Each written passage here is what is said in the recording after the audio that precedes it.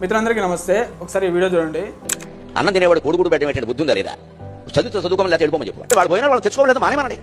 ఇటు పిల్లలకు భోజనం పెట్టి పుస్తకాలు ఇచ్చి యూనిఫార్మ్ ఇన్ని ఇస్తే వాడు చదువుతాడా? శోభనం పెళ్లి కొడుకులో మంచమే కూర్చుంటాడు. విద్యార్థికి సౌకర్యాలా అవసరమా? ఆ వండి పెట్టే వాళ్ళకి డబ్బులు ఉండవు. ఎక్కడి నుంచి ఇస్తారు? ఎంతమందికి ఇస్తారమ్మా? దారిపోస్తారు ప్రభుత్వం. ఎక్కడి నుంచి ఉన్నాయి డబ్బులు? ఇక్కడ చూసిగా మిత్రులారా, గరికపాటి నరసింహారావు ఏం మాట్లాడుతూ ఉన్నాడంటే, స్కూల్లో ఎగ్స్ ఎందుకు, వాళ్ళకి తిండి ఎందుకు, ఇవన్నీ పెడితే వాళ్ళు పెళ్లి కొడుకులాగా వచ్చిపోతున్నారు అని చెప్తా ఉన్నాడు. గుడ్డు తినడం వల్ల పిల్లలకు పౌష్టికారం లభించి అదేవిధంగా వాళ్ళకి జ్ఞానపశక్తి పెరుగుతుంది, చెప్పే చదువు వాళ్ళకి నెత్తెక్కుతుంది అనే విషయం ఆయనకు తెలియదు అంటున్నది. అదేవిధంగా ప్రభుత్వ స్కూళ్ళలో చదివే విద్యార్థులు ఎవరుంటారు? మ్యాక్సిమం నిరుపేదలైనటువంటి పేదవాళ్ళే చదువుతారు. అందులో మెజారిటీ ప్రజలు ఆ గుడ్డు పెడితే కూడా ఓర్చుకోలేకపోతున్నారు పేదలకు. అదేవిధంగా ఆ విద్యా వ్యవస్థకు డబ్బులు ఎట్టకెళ్ళి రావాలి ప్రభుత్వం నుంచి అని మాట్లాడుతున్నాడు.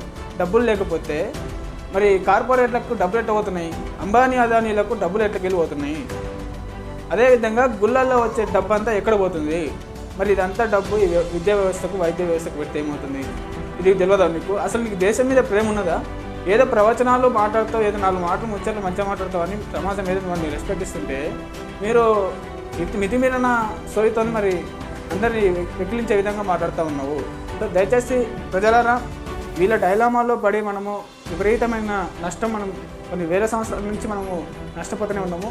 మనం దేవుణ్ణి నమ్ముదాము, మన మతం మనకున్నది, కానీ మతానికంటే ముందు మానవత్వం గొప్పదని మీరు ఒకసారి అర్థం చేసుకోవాలి.